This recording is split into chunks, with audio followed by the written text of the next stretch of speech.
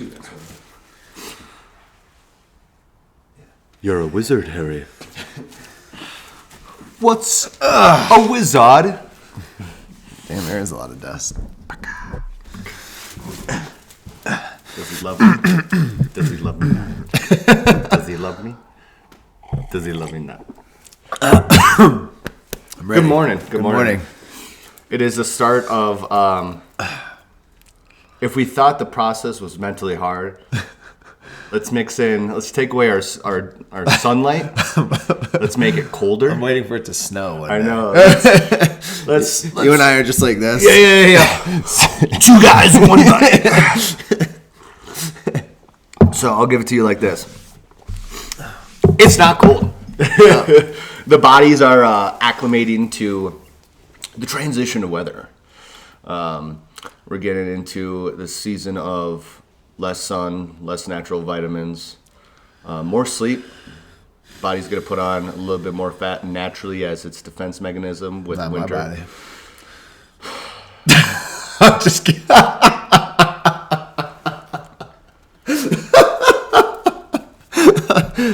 I'm just kidding.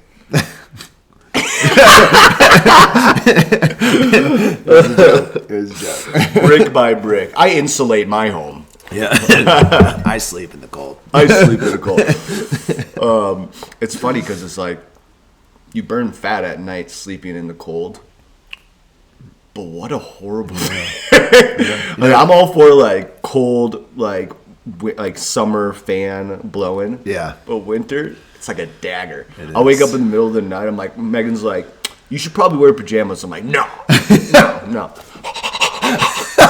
I just never know that she wakes up because I'm like shivering and she puts blankets on me. I'm like, I've been fine this entire time. She's like, I take care of you.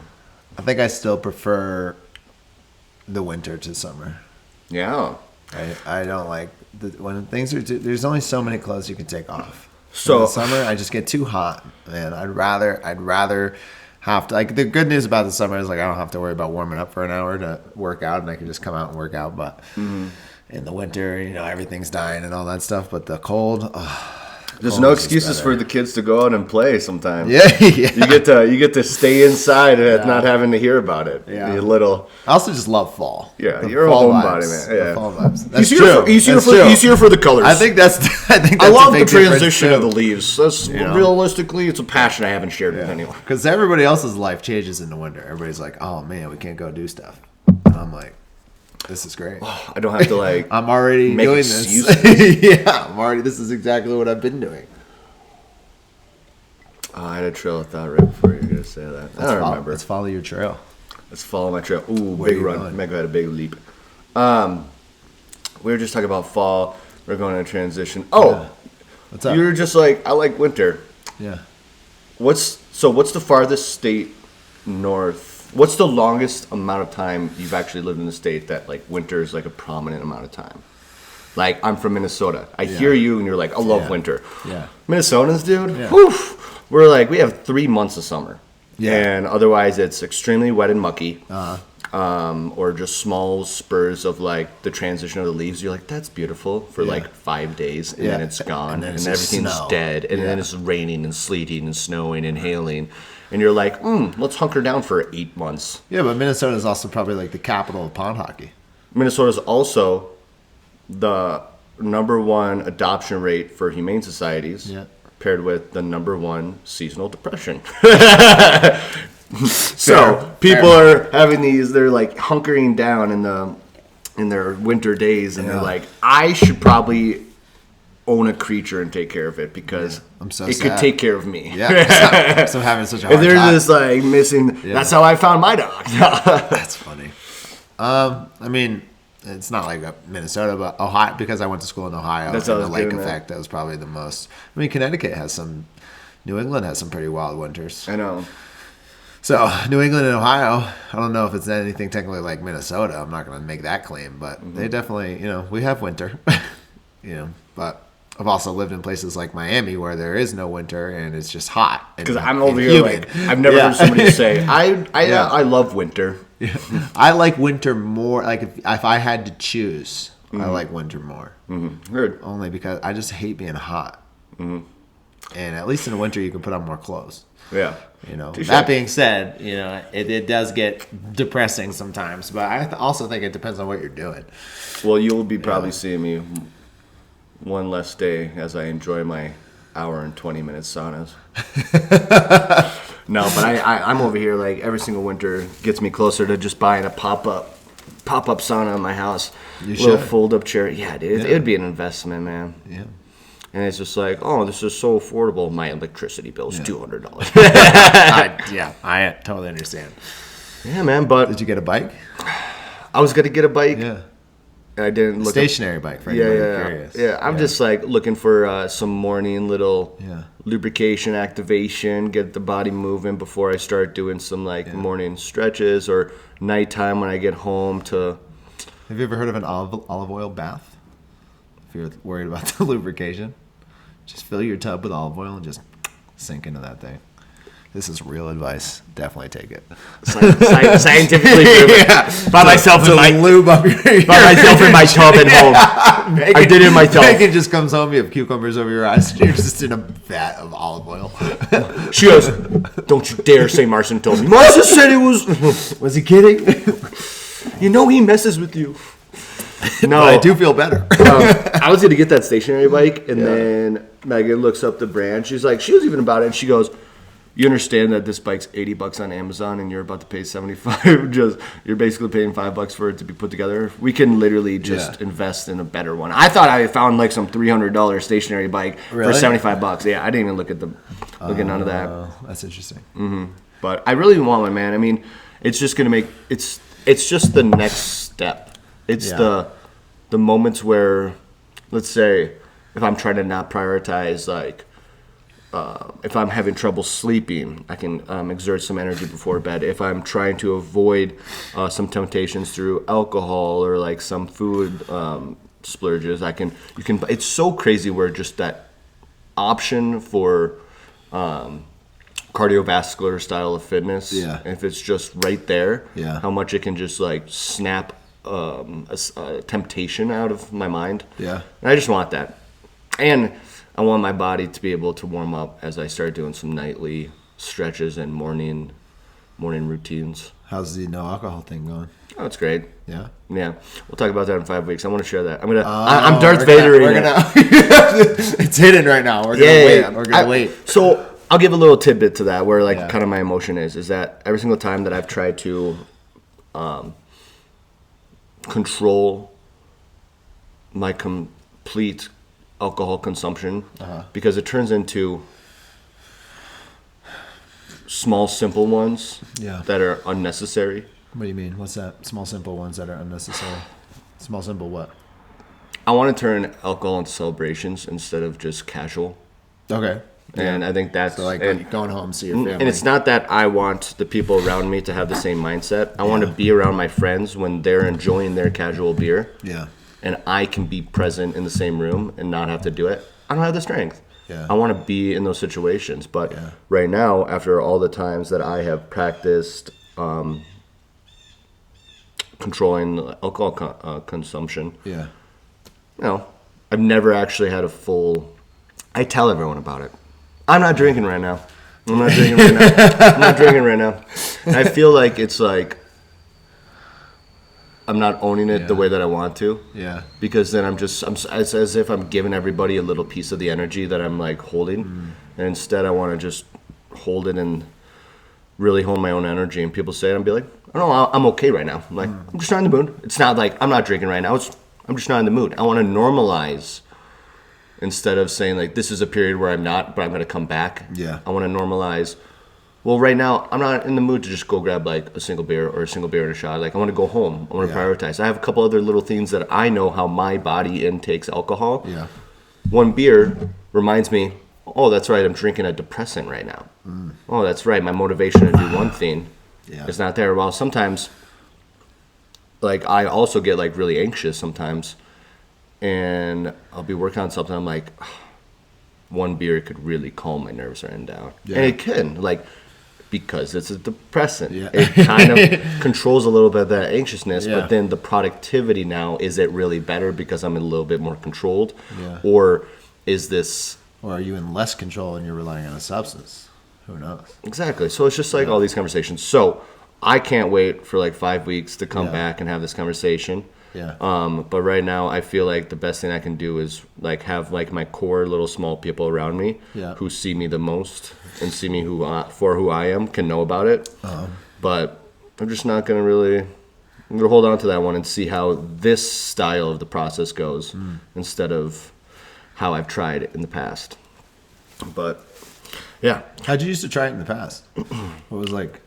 Cold turkey, tell everyone that I'm not doing it. Like, once again, I'm choosing my style of dialogue. I heard. Like, just as much as I was talking to a buddy about it, and he's just like, I feel like every single time you kind of try and make a difference, or when you talk about when you try to stop drinking, one of my friends who lives out here has seen me try it like 4 times, and it's not like, oh, I think I should go into treatment, I want to stop drinking. It's like, oh, I think I've been drinking a lot, I should probably stop drinking. And I never really get to the moment that I want. I always kind of fall out of this time frame that I put. And he says that you always put on yourself as if it's a punishment. Oh, like you're punishing yourself for drinking? I've been doing so bad with my drinking. I'm cutting it off. I'm talking to myself like this way. You can't do it. Yeah. You're like, and it's just like, that's just such an unhealthy way to talk to myself. Yeah. And that's why it's just like everyone needs to know, like, I have not had control. I'm not drinking, everyone. Yeah. And he's just like, what if it's just like, you tell yourself like, one more day. I'm going to make it today. Yeah. And you know what? I'm doing good today. I feel good today. I'm going to get to bed. And then tomorrow, I might mess up, but I won't. But, everything's okay because I'm just trying to strengthen a lifestyle instead of putting myself in a timeout for something. Yeah. Because I'm just a kid, man. I'm just a boy. I think that just comes, that resonates a little bit because I think that just comes with being angry at yourself because you're not making the right decisions. That's the entire process. That's one of the steps in all of this. And that's why I'm excited to go through this process and this angle and this view because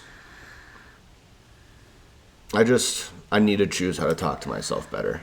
And what I've been trying to do is, how do I want to talk to you? Yeah. How do I want to talk to my other buddies? How do I want to talk to my wife when they come to me? The closest people, how do I talk to them? Way more calmer, way more gentle. Like, stern and direct of like, I think this is best for you, but I understand your process and I want to support you. I'm talking to myself, hey, I understand, Jacob. This is what you want. I want to support you during this. Whenever you feel like you want to like have a drink or something, I'm going to remind you like you have a bigger goal to prove to yourself right now. It's not like, oh my God, if you had a drink, that's the end of the world. I can't believe you didn't finish it. It's, you can do this. This is so simple. We've allowed casual drinking to become so normal. Yeah. And I'm just starting to be way more aware of American alcohol consumption. It's not even America, everywhere, man. But like everyone always says, man, it all started during COVID. Yeah. And it's not like we all are alcoholics who need to go into treatment. It's that, whoa, we just normalized a couple extra days a week of drinking normal or an everyday lower consumption where we've kind of all done it together after we came out of our houses. And now it's like, this is normal for you. This is normal for me. We're all normal together. This is fine. We can grab a casual beer. Yeah. We can have a productive day the next day. It's okay. And it's like, now I've been tasting so much more. I want to taste the beauty of complete, like, control of this body. The biggest thing I've been telling myself is I'm player one. Yeah. Just player one, man. Almost like you're in an actual RPG. Yeah, and that's the thing. It's like there's a moment where you almost have to look at yourself outwardly and almost consciously think about yourself from above and see yourself almost in a video game stance. But I was listening to this guy who's like transcended, and he was just like, once you can really process that you're just a player one in this moment, your defense comments, your anger, your anxiety comes because you're trying to have somebody perceive your perception. And if I don't take the time to remember how are you ever supposed to understand how I'm feeling if I can't learn to perceive your perception? So I'm starting to look at myself bigger, where I'm like, I respect my opinion, my views, my trying not to drink. But if I want to understand where you're coming from, I have to not feel attacked or not understood. I have to actually absorb what you're saying. And if I maintain that practice, So just higher. You're saying people just need higher levels of empathy. higher levels of understanding. How do I want to say this? I feel like people Put yourself in other people's shoes. Yeah, it's as simple as that, and it's crazy because we have that quote, and we hear it and we say it so nonchalant, and then when you really think about it, it's just like, what if I practice that every day, every conversation? What quote are you talking about? Put yourself in somebody else's shoes. yeah, okay. I think sometimes people get afraid of the fact of, well, if I'm putting all my time into theirs, what about my opinion?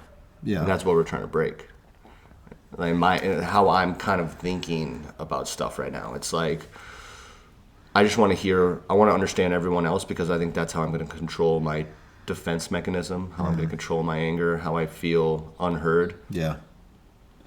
I know who I am. I know what I believe. Yeah. So if I can try and absorb and hear other people. Are you open to changing your beliefs though? See, that's the other thing. That's why by hearing other people. Yeah. By putting myself in their other shoes. The only reason I ask is because if you're coming at it of like, I know who I am and I know exactly what I believe, it's almost like by saying that you're laying down a line of like, that won't change. Like this is not going to change right here. So now me putting myself in your shoes and trying to understand where you're coming from in the argument, if you're already laying the foundation of like, well, I know exactly who I am and exactly what I believe, and I'm not that by saying it that way, it almost feels like, okay, well now it feels like you're not open to maybe changing your beliefs in that way. I hear that. Like I know, like when you say I know who I am, what immediately comes to mind is the person who I've grown to know and love. You know, the lover that you are, and kind of when you were in your most that's the wrong word, tumultuous. Nope, that's not it. Anyway, in your most, I can't think of the right word. You were having the hardest time with the concept of like, we were spending a lot of time together. We were having a good influence. We were having influences on each other. And then you almost felt like you were shifting into a person that you didn't like. It was like you were too far on one side and you weren't coming back to the other side. Well, you know what I mean? You keep going. So in that moment, you were like, okay, I'm very much uncomfortable. I still want to be this way. I don't want to lose these core aspects of myself, but I also want to take into account, maybe I can apply these new perspectives or this new lens or this new way of thinking. But I don't want to go too far, because if I go too far in this direction, I'm going to lose sight of who I've become, and I really like who I've become in this way. And in that example, it was like, I don't want to be too intense. I don't want to be too much for the people around me, because I also want people to understand that I'm still there, and I want them to know that I love them, and I'm there for them, and I love myself. And if I go too far on this side, it's almost like it's worrisome. Like people are going to look at me differently. I'm not going to be like when I was at your wedding. The main descriptor for you was this all-encompassing ball of love that it's always there to wrap your arms around people, and that's your thing, and that's a good thing. And then as we were talking, it was almost like you were now like sharpening the edge a little bit, and you were like, I don't need this edge if I'm going to love people. You know what I mean? It's this pull apart. Well, that's the thing, man. We're focusing on the complete stoic warrior. Yeah. I think that's we want to own our masculine side or feminine side. We want to own our the healer. All of it, man. It's just working on this process. When I hear that, it's funny, man, because we were talking about before, during these dramatic senses of change. Yeah. You have friends that you have the term when you're changing, some friends are trying to pull you down. And sometimes it's unintentionally. Yeah. They want to keep you to this version that you were when you're trying to better yourself. Yeah. And when I hear that, I hear they do that because you're killing off their version of their friend. That was a great video that you sent, by the way. And so talking about this. So beautiful. Yeah. And that's hard. Yeah. And it's understanding the sympathy in those moments of, wow, person A, they're just trying to hold me down. They miss you. Yeah. They miss the person that they've normalized these last 6 months, a year, 2 years, 3 years, childhood. Yeah. And then when you have this moment of wanting to elevate and become better, Yeah. you're transitioning. And I think during my time with that, when I started understanding all these different changes, I didn't want to lose who I was. I kept saying that. I was killing off the person I loved, in a sense. And I was almost the one holding myself down. And it was, once again, not a bad thing. It was damn, I had sympathy for myself. Yeah. Okay, like, I was literally looking into myself and like, okay, I see you. That hurts, but this is for the best. Like, and I'm happy I reflected that. Maybe I got a little bit too heavy foot on the pedal and I started moving a little bit fast, but that's part of the process. Now I have to go, okay, what did I do to maybe get overstimulated too seriously on my diet? Maybe I got too seriously about cutting off some relationships. Maybe I got too serious about routines too fast and I didn't kind of, we're all just going through the process right now. And I think some of the moments I was just really like, damn, like, okay, like, we're in the growing pains. And it just never stops. And I think that normalizing the growing pains and creating it into a habit of how we start our mornings, how we treat our wives, how we treat ourselves, how we put in what we put inside of us, how we prioritize our sleep, it's got to become the normal. And then, yeah, it's just, we're in the pit right now of fire. State of metamorphosis. Yeah. And it's good. It's really good. It's good, man. It's just one of the last topics. I'm going to transition. I'm going to keep moving. Do your thing. I see a route left. I'm going to take us left. Take the route. It's just like different topics where we come together for health. Mm-hmm. We come together for everything, man. And a big one that you said to me last week was when we were reflecting, you were just like, do you and your wife both understand your complete individual goals, what you want to accomplish in your individual life, and are you both on the same page of what your relationship goals are for the future? And I was like, yeah, like we kind of got a 5-year, 10-year, like rough draft, but it was like at this moment where I'm like, we've never had the full conversation of what do you want to make sure you experience in this once in a lifetime world. I never want you to feel like I never want one of us to feel like we went through this entire time together and we supported one person's goal and dream and the other person's got clouded. Yeah.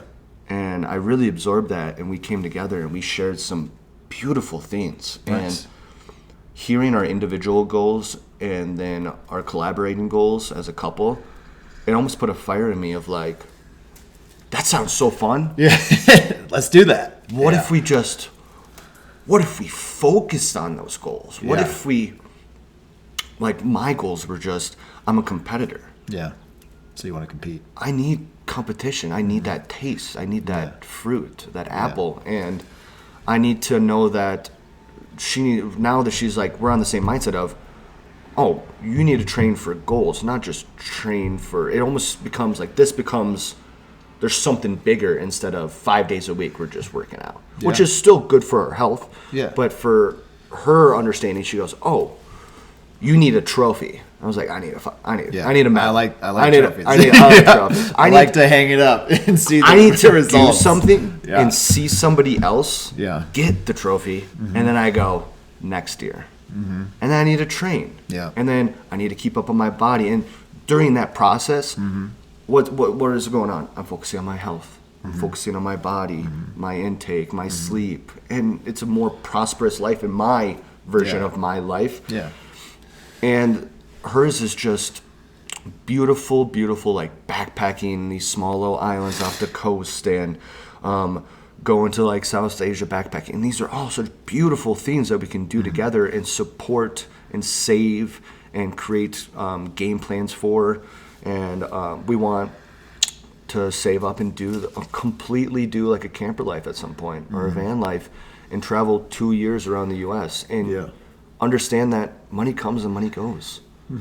And life experiences, I mean, you can wait forever and then be 50 and your knees are shot. It's like, well, now let's start backpacking. We can't. Now we have the money. No. I'd rather struggle with you young and see the world than usually save up and go by and try and see it when we're older, in my opinion. So everything kind of, it's not that it became distasteful. It's that these goals became so tasteful. Where I'm like, let's just save money and focus on each other and have connections with friends and people, but really like this is our little world now. My wife and I's world. Let's just experience it all together. No, that's good. You did that. And that's the beauty of what we do, man. We ask each other questions. We stay accountable. We have these comments where it's just like, I never would have had that conversation if we didn't wring out the rag, as I always say, if we didn't have these conversations of like, what are you doing for your relationship, brother? Nobody else asked me that. Well, for friends who listen, yes, you do ask me that. But I'm saying like, only a couple really do. And you know who you are. And I love you guys. So thank you for that. No, so my big thing that I've been thinking about is this constantly just asking questions, whether it's like for myself or whether it's you or Shelby or really anybody. And some people don't know that there's not a dagger behind it, just so you know. It's just, you're just trying to be polite. Sometimes I think it can feel like it's an attack because the question, because people are like, well, why are you even questioning that? You know, like so for example, let's just go off what you just told me. And, you know, dagger free, but it can feel, intense. So my first question to you was, we were working and you've been very much in the state of learn, grow, just like I have, trying to apply different lessons. We've been absorbing. Learn different things. Yeah, constant state of absorption and then application. So how do I apply what I just learned? So for you, I was just asking, do you and your wife, do you talk about what you want? Do you talk about your individual goals? What are your individual goals? And then do you talk about how those may align with your goals as a couple, like what you want to achieve together? And then how can you bridge the gap between your individual goals and your wife's individual goals? And then where do you find the time to pursue the goals that you want together? And then time becomes relevant then. Holy shit, we don't have time. You know what I mean? And then you're like, wait. So then when you do that, it's almost this like sense of anxiety because you're like, well, okay, so all this time I haven't been applying to either my goals, my wife's goals, or our goals together. What are we doing? And then you're like, okay, well, what is the purpose? Why am I doing that? And then you have to think, okay, well, I also want connections. Okay, but I only have so much time. Okay, so if I want connections, now I want the most valuable connections. Now you have to think, okay, then it goes back to that conversation of value. Okay, like what are my most valuable connections and why? Because I only have so much time now, but I also want to make sure that I have created this community around me, the circle that's important to me. And the reason it's important to me is because by being friends or being connected with this person, it is helping me move in the direction of either my goals, my wife's goals, or our goals together. And then you have to think, okay, like what are the connections that aren't doing that? What am I putting my time into that isn't moving me in the direction of either my goals, my wife's goals, or our goals together? And then going to what you were saying about how, okay, so for you, one of your goals is you want to compete again. All right, you miss the competition. You like having something to look forward to that's also stimulating all of your training. Okay, I am training because I have signed up for this fitness competition. I want to place. I want to get a trophy. I want that sense of reward. Okay, so one of my goals is competing.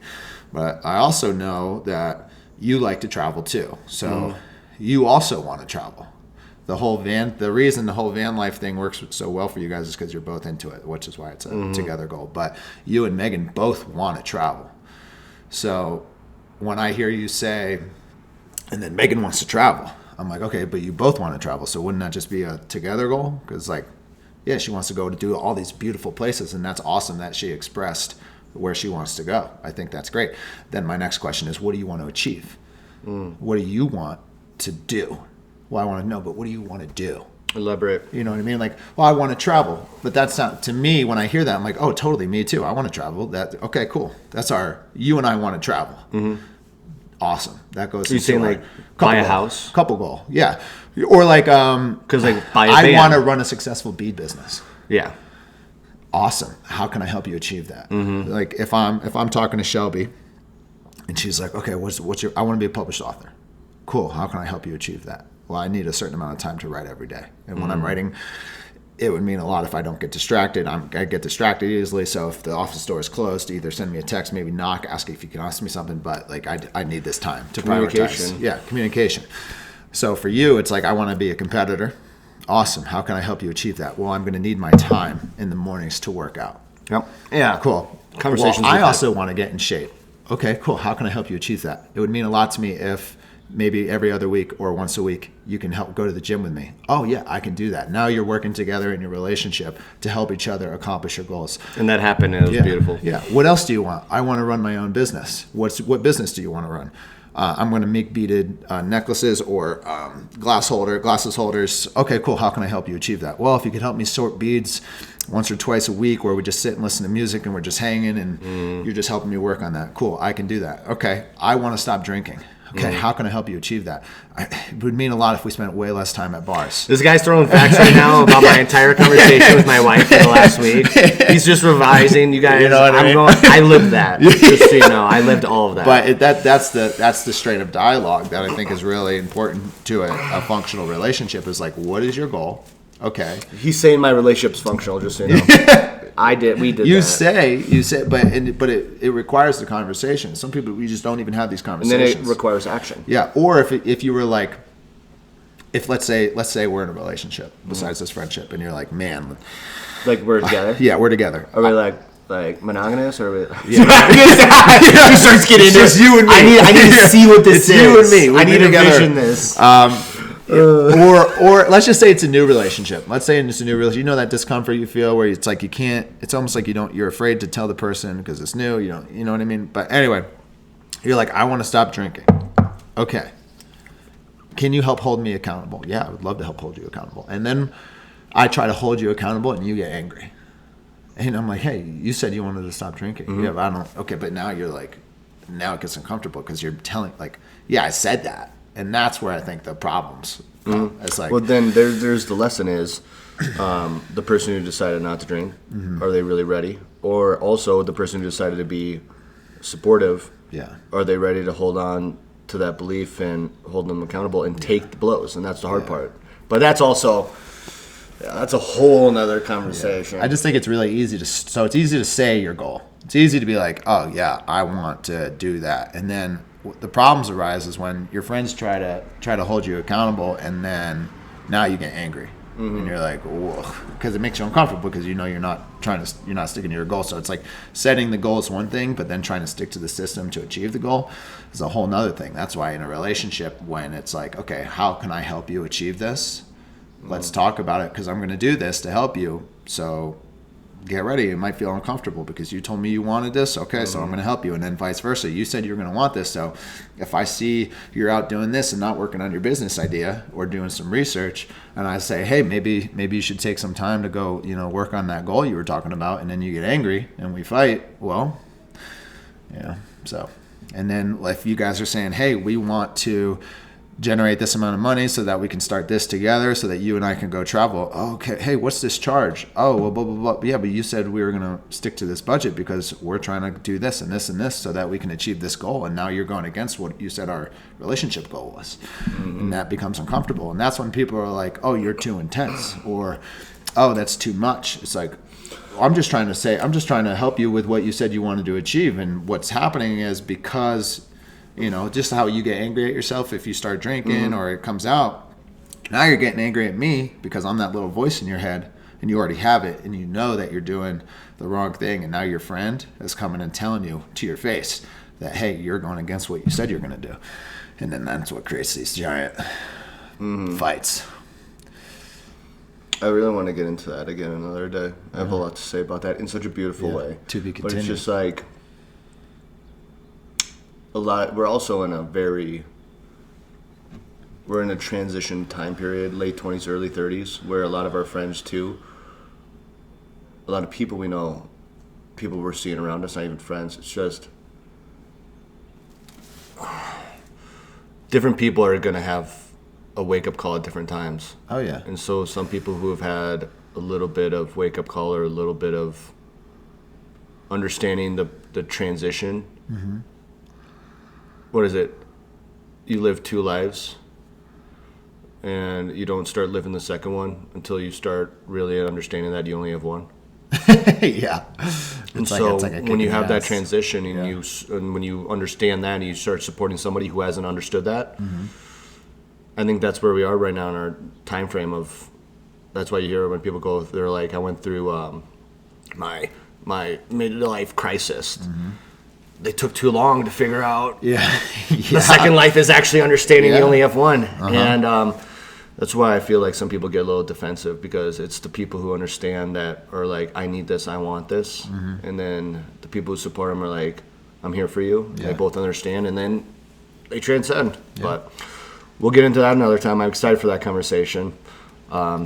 What a beautiful conversation. I'm just enjoying this more, man. Accountability, like I said, every single last 2 to 3 to 4 videos.